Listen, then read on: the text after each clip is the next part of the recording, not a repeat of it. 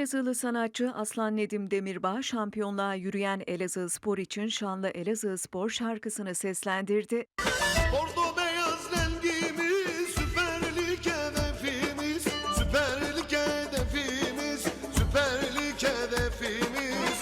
Bu senede şampiyon, Şanlı Elazığspor, Şanlı Elazığspor, Şanlı Elazığspor.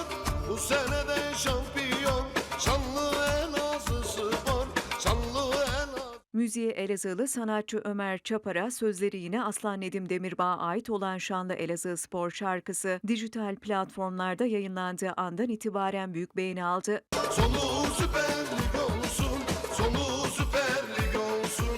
Aklım şampiyon.